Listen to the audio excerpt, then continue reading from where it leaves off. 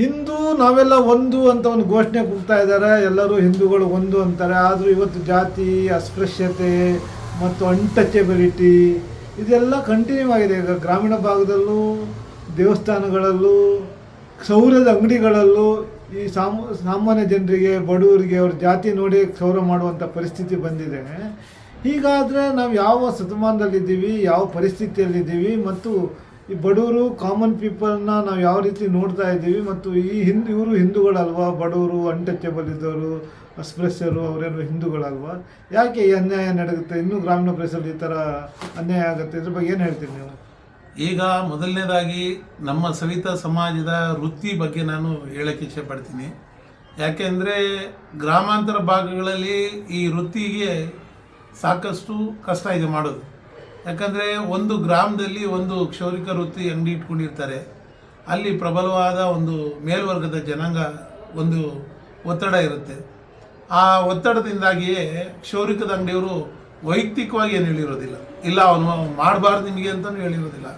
So ಅವರ ಒತ್ತಡವನ್ನು ಅವನು ಯಾವ ರೀತಿ ಹೇಳಬೇಕು ಅನ್ನೋದು ತೋಚದೆ, ಇಲ್ಲಪ್ಪ ನಿಮಗೆ ಮಾಡೋದಿಲ್ಲ ಅಂತ ಇವನೇ ತಗಲಾಕೊಂಡ್ಬಿಡ್ತಾನೆ.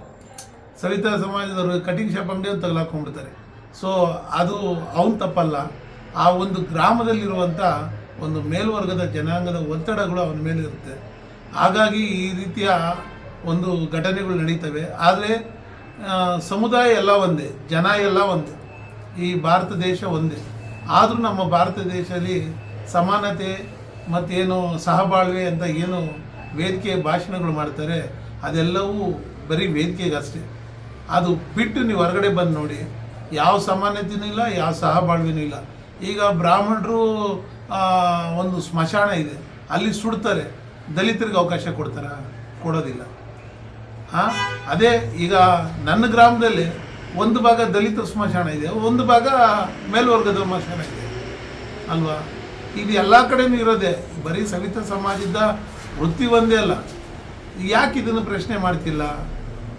ಇದನ್ನು ಸಮಾನತೆ ಮೇಲೆ ಇವಾಗ ಒಂದು ಏನು ಮುಸ್ಲಿಮ್ಸರು ಯಾವುದೋ ರಾಜ್ಯದಲ್ಲಿರೋ ಒಬ್ಬ ಮುಸ್ಲಿಮ್ಸ್ ಅನ್ಸಂದ್ರೆ ಒಂದೇ ಸಮುದಾಯ, ಒಂದೇ ಅವ್ರ ಸಮಾಧಿಯಲ್ಲಿ ಮಣ್ಣು ಮಾಡ್ತಾರೆ, ಮೇಲೆ ಕೆಳಗೆ ಏನಿಲ್ಲ. ಕ್ರಿಶ್ಚಿಯನ್ಸ್ ಅವ್ರ ಸತ್ರು ಮೇಲೆ ಕೆಳಗೆ ಏನಿಲ್ಲ. ಆದರೆ ಹಿಂದೂಗಳಲ್ಲಿ ಈ ಭೇದ ಭಾವ ಇದೆ. ಇದು ಸವಿತಾ ಸಮಾಜ ಒಬ್ಬ ಬಡವ, ಅಕ್ಷರ ಕಲ್ತಿಲ್ಲ, ಜ್ಞಾನ ಕಲ್ತಿರೋದಿಲ್ಲ. ಯಾಕಂದರೆ ನಮಗೆ ರಾಜಕೀಯವಾಗಿ ಯಾವುದೂ ಶಕ್ತಿ ಇಲ್ಲ. ಮತ್ತು ಉದ್ಯೋಗದಲ್ಲಿ ವಿದ್ಯಾವಂತರಾಗಿರುವಂಥವರು ಈ ಸಮಾಜದ ಬಗ್ಗೆ ಒಂದು ಅವ್ರ ಕಾಳಜಿ ಇರೋದಿಲ್ಲ. ಅವರಿಗೆ ಒಂಥರ ಏನೋ ಸವಿತಾ ಸಮಾಜದವನಂದ್ರೆ ಏನೋ ಒಂಥರ ಮುಜುಗರ ಥರ. ಅವರು ಸರ್ಕಾರದಲ್ಲಿರುವಂಥ ಒಳ್ಳೊಳ್ಳೆ ಸ್ಥಾನದಲ್ಲಿರುವಂಥವರು ಈ ಸಮುದಾಯದ ಬಗ್ಗೆ ಹೇಳ್ಕೊಳ್ಳೋದಿಲ್ಲ. ಯಾಕಂದರೆ ಅಪಹಾಸ್ಯ ಮಾಡ್ತಾರೆ, ಅಸ್ಪೃಶ್ಯತೆ ಬಗ್ಗೆ ಮಾಡ್ತಾರೆ ಅಂತ. ಈಗ ನಮಗೂ ಅಸ್ಪೃಶ್ಯತೆ ಇದೆ, ಬರೀ ದಲಿತರಿಗೆ ಅಲ್ಲ, ನಮಗೂ ಅಸ್ಪೃಶ್ಯತೆ ಇದೆ, ಸವಿತಾ ಸಮಾಜಕ್ಕೂ ಅಸ್ಪೃಶ್ಯತೆ ಇದೆ. ಇನ್ನೊಂದು ಭಯಾನಕ ಅಂದರೆ ಈ ದಲಿತ ಸಮುದಾಯದ ವಿದ್ಯಾರ್ಥಿಗಳಿಗೂ ಕಟಿಂಗ್ ಮಾಡಲ್ಲ ಗ್ರಾಮೀಣ ಪ್ರದೇಶದಲ್ಲಿ, ಅವ್ರಿಗೂ ಮಾಡಿಸೋಕೆ ಹಿಂದೆ ಮುಂದೆ ನೋಡ್ತಾರೆ ಅಂತ. ಹೌದು, ನಾನು ಹೇಳಿದೆ ಮುಂಚಿತವಾಗಿ ಏನು ಹೇಳಿದೆ, ಗ್ರಾಮ ಪ್ರದೇಶದಲ್ಲಿ ಈ ವ್ಯವಸ್ಥೆ ಇದೆ. ಈ ವ್ಯವಸ್ಥೆ ಇಲ್ಲ ಅಂತ ನಾನು ಹೇಳೋದಿಲ್ಲ, ಈ ವ್ಯವಸ್ಥೆ ಇದೆ. ಯಾಕೆ ಅಂದರೆ ಇದು ಸವಿತಾ ಸಮಾಜದವರ ಒಂದು ತಪ್ಪಲ್ಲ. ಅಲ್ಲಿನ ಒಂದು ಏನು ವರ್ಗಗಳಿದ್ದಾವೆ, ಮೇಲ್ವರ್ಗ ಕೆಳವರ್ಗ ಅಂತಿದೆ, ಅವರ ಒತ್ತಡದಲ್ಲಿ ಇವ್ರ ಮಧ್ಯದಲ್ಲಿ ಈ ಗಾಳ ಹಾಕಿ ನಿಂತಾರೆ ಅಷ್ಟೇ. ಅವರು ಗಾಳಕ್ಕೆ ಸಿಗಾಕೊಳ್ಳೋದಷ್ಟೇ, ಇವ್ರಿಗೆ ಬಿಡಿಸ್ಕೊಳ್ಳೋಕೆ ಬರೋದಿಲ್ಲ. ಹಾಗಾಗಿ ಈಗ ಸಿಟಿಯಲ್ಲಿದ್ದೀವಿ ನಾವು, ಇವಾಗ ಬೆಂಗಳೂರು ಸಿಟಿಯಲ್ಲಿದ್ದೀವಿ. ಇಲ್ಲಿ ಬೇರೆ ಬೇರೆ ಜನಾಂಗ ಎಲ್ಲ ಸಲೂನ್ ಓಪನ್ ಮಾಡಿದ್ದಾರೆ. ಒಳ್ಳೊಳ್ಳೆ ಪ್ರಬಲವಾದ ಮೇಲ್ವರ್ಗ ಏನು ಅಸ್ಪೃಶ್ಯತೆ ನಾವು ಮುಟ್ಕೊಳ್ಳೋದಿಲ್ಲ ಅಂತ ಹೇಳೋರೆ ಅವ್ರ ಮನೆ ಮಕ್ಕಳೇ ಪಾರ್ಲರ್ಗಳು ಓಪನ್ ಮಾಡಿದ್ದಾರೆ. ಪಾರ್ಲರ್ ಯೂನಿಯನ್ಸ್ ಏನೇನೋ ಹೆಸರುಗಳು ಇಟ್ಕೊಂಡು ಅವರೇ ಓಪನ್ ಮಾಡಿದ್ದಾರೆ.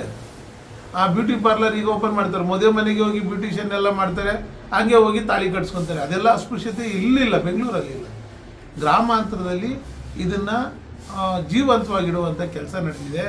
ಈಗ ಬೆಂಗಳೂರಲ್ಲಾದರೆ ಈಗ ನೋಡಿ, ಕೇರಳದಿಂದ, ರಾಜಸ್ಥಾನದಿಂದ, ಬಿಹಾರಿಯಿಂದ, ಉತ್ತರ ಪ್ರದೇಶದಿಂದ, ಗುಜರಾತಿಂದ ಯಾವ ಜಾತಿಯವನು ಬರ್ತಾನೋ, ಅವ್ರು ಯಾವ ಜಾತಿ ಅಂತ ಗೊತ್ತಿರಲ್ಲ, ಕೇಕ್ ಅಂಗಡಿ ಇಟ್ಟಿರ್ತಾರೆ, ಕೇಕ್ ತಗೊತೀವಿ, ಹೋಟ್ಲ್ ಇಟ್ಟಿರ್ತಾರೆ, ಹೋಟ್ಲ್ ತಿಂತೀವಿ.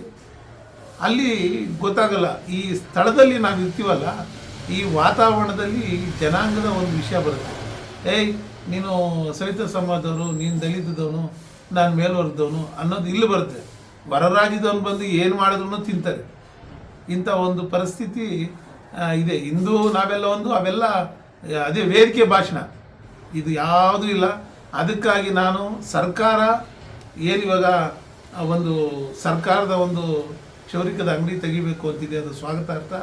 ಯಾಕಂದರೆ ಅದು ತೆಗೆದ್ರೆ ಕ್ಷೌರಿಕದವರಿಗೆ ಎಷ್ಟೋ ಜನರಿಗೆ ಉದ್ಯೋಗ ಸಿಗುತ್ತೆ, ಮತ್ತು ಇಂತಹ ಒಂದು ಏನು ನೋವುಗಳು ಅನುಭವಿಸೋದು ಅವರು ತಪ್ಪುತ್ತೆ. ಯಾಕಂದರೆ ಸರ್ಕಾರ ನೋಡಪ್ಪ ನಾನು ಬೋರ್ಡ್ ಹಾಕಿದೆ ಎಲ್ರಿಗೂ ಮಾಡಬೇಕು ಅಂತ ನಾನು ಮಾಡ್ತೀನಿ, ನನ್ನ ಸರ್ಕಾರ ಸಂಬಳ ಕೊಡುತ್ತೆ, ನಾನು ಅಸ್ಪೃಶ್ಯತೆ ನೋಡೋಕ್ಕಾಗಲ್ಲ, ನನ್ನ ಕೆಲಸ ನೀವು ಬಂದರೂ ಅಷ್ಟೇ ಬರೆದಿದ್ರು ಅಷ್ಟೇ ಸರ್ಕಾರದಿಂದ ನೇಮಕ ಆಗಿದ್ದೀನಿ, ನಂಗೆ ಸಂಬಳ ಬರುತ್ತಪ್ಪ ನಾನು ಎಲ್ರಿಗೂ ಮಾಡ್ತೀನಿ ಅಂತ ಅವಾಗ ಅವ್ರಿಗೂ ಒಂದು ಧೈರ್ಯ ಬರುತ್ತೆ, ಶಕ್ತಿ ಬರುತ್ತೆ. ಹಾಗಾಗಿ ಸರ್ಕಾರ ಇದನ್ನು ನಾನು ಸ್ವಾಗತ ಮಾಡೋಕ್ಕೆ ಇಚ್ಛೆ ಪಡ್ತೀನಿ. ಒಳ್ಳೆ ನಿರ್ಧಾರ ಸರ್ಕಾರ ಮಾಡೋದ್ರಿಂದ ಏನು ಅನುಕೂಲ ಆಗುತ್ತೆ ನಿಮ್ಗೆ? ಇದರಿಂದ ಯಾವ ಥರ ಅನುಕೂಲ ಆಗುತ್ತೆ? ಹೌದು, ನಮಗೆ ಈಗ ನೋಡಿ, ಒಂದು ದಿನ 500 ರೂಪಾಯಿ ಆಗುತ್ತೆ, ಒಂದು ದಿನ ಹಳ್ಳಿ ಕಡೆ 100 ರೂಪಾಯಿ ಆಗುತ್ತೆ, ಒಂದು ದಿನ 1000 ರೂಪಾಯಿ ಆಗುತ್ತೆ. ವಾರದಲ್ಲಿ 2 ದಿನ 3 ದಿನ ಮಾತ್ರ ಜೀವನ. ಕರೆಂಟ್ ಬಿಲ್ಲು, ಆಹಾರ ಪದ್ಧತಿ, ಆಹಾರ ಕೊಂಡ್ಕೊಳ್ಳೋದಕ್ಕೆ, ಮಕ್ಕಳ ಫೀಸ್ಗೆ, ವಿದ್ಯಾಭ್ಯಾಸಕ್ಕೆ, ಬಾಡಿಗೆ, ಲೈಟ್ ಬಿಲ್ಲು ಎಲ್ಲನೂ ಸ್ವಲ್ಪ ಅದರಲ್ಲೇ ಜೀವನ ಮಾಡಬೇಕಾಗಿರೋದ್ರಿಂದ ಜೀವನ ಕಷ್ಟಕರವಾಗಿರುತ್ತೆ. ಹಾಗಾಗಿ ನಮಗೆ ಒಂದು ಮುಂದಿನ ಭವಿಷ್ಯಕ್ಕೆ, ಅಂದರೆ ಒಂದು ಹೆಣ್ಣು ತರೋದಾಗಲಿ ಅಥವಾ ಒಂದು ಮನೆ ಕಟ್ಟೋದಕ್ಕೆ ಲೋನ್ಗಾಗಲಿ ಏನಾದರೂ ಒಂದು ಮಾಡಬೇಕು ಅಂದ್ರೆ ಕಷ್ಟ ಆಗುತ್ತೆ. ಸರ್ಕಾರದ ಉದ್ಯೋಗ ಇದೆ ಅಂತ ಹೇಳಿದ್ರೆ ಯಾರಾದರೂ ಆಗಲಿ ಹೆಣ್ಣು ಕೊಡ್ತಾರೆ, ಮನೆ ಕಟ್ಟೋಕ್ಕೆ ಸಾಲನೂ ಕೊಡ್ತಾರೆ. ಹಾಗಾಗಿ ಸರ್ಕಾರದ ಸಂಬಳ ಬಂದರೆ ಆ ಕುಟುಂಬ ಮತ್ತು ಆ ಜೀವನ, ಆ ಸಮುದಾಯ ಒಂದು ಧ್ವನಿ ಆಗುತ್ತೆ ಅಂತೇಳಿ ನಾನು ಸರ್ಕಾರಕ್ಕೆ, ಅದರಲ್ಲೂ ಸನ್ಮಾನ್ಯ ಡಿ.ಕೆ. ಶಿವಕುಮಾರ್ ಸಾಹೇಬರಿಗೆ, ಉಪಮುಖ್ಯಮಂತ್ರಿಗಳಿಗೆ ಹಾಗೂ ಮಾನ್ಯ ಮುಖ್ಯಮಂತ್ರಿಗಳಾದ ಸಿದ್ದರಾಮಯ್ಯನವರಿಗೆ ಎಲ್ರಿಗೂ ನಾನು ಕೃತಜ್ಞತೆ ಸಲ್ಲಿಸ್ತೇನೆ. ದಯವಿಟ್ಟು ಇದನ್ನು ಆದಷ್ಟು ಬೇಗ ಜಾರಿಗೊಳಿಸಿ, ಎಲ್ಲ ಕಡೆಯೂ ಸರ್ಕಾರ ಸೆಲೂನ್ ತೆಗೀರಿ. ಆದರೆ ಸವಿತಾ ಸಮಾಜಕ್ಕೆ ಈ ವೃತ್ತಿ ಪರಂಪರೆಯಿಂದ ರಾಜರ ಕಾಲದಿಂದಲೂ ನಾವು ಇದನ್ನು ಅವಲಂಬಿಸಿ ಬದುಕ್ತಿರೋದ್ರಿಂದ ಸವಿತಾ ಸಮುದಾಯದವರನ್ನೇ ತಾವು ಆಯ್ಕೆ ಮಾಡಬೇಕು. ಅನ್ಯತಾ ರಾಜ್ಯ ಕನ್ನಡಿಗರನ್ನೇ ಆಯ್ಕೆ ಮಾಡಬೇಕು. ಅನ್ಯತಾ ರಾಜ್ಯರು ಅಂದರೆ ಎಲ್ಲರೂ ನಮ್ಮವ್ರು ಇರ್ಬೋದು, ಆದರೆ ಕನ್ನಡಿಗರಿಗೆ ಉದ್ಯೋಗ ಬೇಕು ಅನ್ನೋದನ್ನ ಕನ್ನಡ ಪರ ಹೋರಾಟಗಳೆಲ್ಲ ಮಾಡ್ತಿದ್ದಾವೆ. ಅದರಲ್ಲಿ ನಂದು ಒಂದು ಹೋರಾಟ, ಕನ್ನಡಿಗರಿಗೆ ಹೆಚ್ಚಿನ ಉದ್ಯೋಗ ಕೊಡಬೇಕು. ಕನ್ನಡಿಗರನ್ನು ಗುರುತಿಸಿ ಹಳ್ಳಿ ಗ್ರಾಮಾಂತರದಲ್ಲೇನು ತಳವಂತರಿದ್ದಾರೆ, ಈ ಸವಿತಾ ಸಮಾಜದ ವೃತ್ತಿಯಲ್ಲೇ ಬದುಕ್ತಿದ್ದಾರೆ, ಅಂಥವ್ರಿಗೆ ಕ್ಷೌರಿಕದ ಅಂಗಡಿನ ಇಟ್ಕೊಡ್ಬೇಕು. ಹೊರ ರಾಜ್ಯದ ಯಾರೋ ಈಗ ನಾನು ಜಾತಿ ಹೇಳೋದಿಲ್ಲ, ಭಾಷೆ ಹೇಳೋದಿಲ್ಲ, ಈಗ ಗುಜರಾತು, ಈಗ ಬಾಂಗ್ಲಾದೇಶದಿಂದ ಬಂದವ್ರೆ, ಇನ್ನೆಲ್ಲಿಂದನೋ ಬಂದವ್ರೆ ಅಂತ ಏನೋ ಮುಸ್ಲಿಮ್ಸ್ ಅವರು ನೋಡಿರ್ಬೋದು. ಭಾಳಷ್ಟು ಜನ ಕಟಿಂಗ್ ಶಾಪ್ ಇಟ್ಕೊಂಡು ದುಬೈ ಅವ್ರ ಫೋಟೋ ಹಾಕ್ಕೊಂಡು ಇರ್ತಾರೆ. ಇಲ್ಲ, ನಮ್ಮ ಕನ್ನಡ ತಾಯಿ ಫೋಟೋನೇ ಹಾಕಬೇಕು, ನಮ್ಮ ಕನ್ನಡ ನಾಡಿನ ಹೆಸರಾಂತ ಕಲಾವಿದರದೇ ಫೋಟೋ ಹಾಕಬೇಕು, ಸಾಹಿತಿಗಳ ಫೋಟೋ ಹಾಕಬೇಕು, ಈ ದೇಶದ ಮಹಾತ್ಮ ಗಾಂಧಿ ಫೋಟೋ ಹಾಕಬೇಕು, ಅಂಬೇಡ್ಕರ್ ಫೋಟೋ ಹಾಕಬೇಕು, ಬಸವಣ್ಣನವ್ರ ಫೋಟೋ ಹಾಕಬೇಕು. ಎಲ್ಲ ಸಮುದಾಯದ ಈ ಥರ ಫೋಟೋ ಹಾಕಿ ನಮ್ಮ ಸಮುದಾಯದ ಒಂದು ಮತ್ತು ಕನ್ನಡದ ಒಂದು ಬೆಳೆಸಬೇಕು ಅಂತೇಳಿ, ನಾನು ಕನ್ನಡಿಗರನ್ನು ಬೆಳೆಸ್ಬೇಕಂತೇಳಿ ನಾನು ಸರ್ಕಾರಕ್ಕೆ ಮನವಿ ಮಾಡ್ತೀನಿ. ಈ ಸರ್ಕಾರ ಬಜೆಟ್ ಮಂಡನೆ ಮಾಡ್ತಾ ಇದೆ, ನಿಮ್ಮ ಸವಿತಾ ಸಮಾಜಕ್ಕೆ ಏನೋ ಸರಿಯಾದ ಫಂಡ್ಗಳು ಬರ್ತವೆ ಬಜೆಟಲ್ಲಿ? ಇಲ್ಲ, ಹಲವಾರು ಬಾರಿ ನಾವು ಮನವಿ ಮಾಡಿದ್ದೀವಿ ಸರ್ಕಾರದಲ್ಲಿ.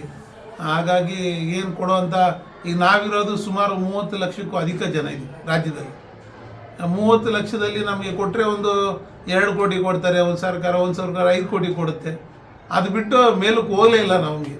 ಅದರಲ್ಲಿ ನಮಗೆ ಬರೋದು ಏನಂತಾರಲ್ಲ, ಒಂದ್ಸಲಿ ರಾಜೀವ್ ಗಾಂಧಿ ಅವರು ಹೇಳಿದರು, ಒಂದಿಷ್ಟು ಐಸ್ ಕ್ಯೂಬ್ ಕೊಟ್ಬಿಟ್ಟಿದ್ದೀನಿ, ಐಸ್ ಗಡ್ಡೆ ಕೊಟ್ಬಿಟ್ಟು ಎಲ್ಲರ ಕೈಗೂ ಬರೋ ಅಷ್ಟಲ್ಲ, ಅದಿಷ್ಟೇ ಎಷ್ಟಾಗುತ್ತಂತೆ ಐಸ್ ಕ್ಯೂಬ್ ಗಡ್ಡೆ. ಹಂಗೆ ನಮಗೆ ಕೊಡ್ತಿರೋದೇ ಅಲ್ಪ ಅನ್ನ. ಆ ಅಲ್ಪ ಅನ್ನ ಎಲ್ಲಾರನ್ನೂ ಸುತ್ತಾಕೊಂಡು ನಮ್ಗೆ ಬರೋ ಅಷ್ಟರಲ್ಲಿ ನಾಣ್ಯ ಕೂಡ ಸಿಗೋದಿಲ್ಲ ನಮಗೆ.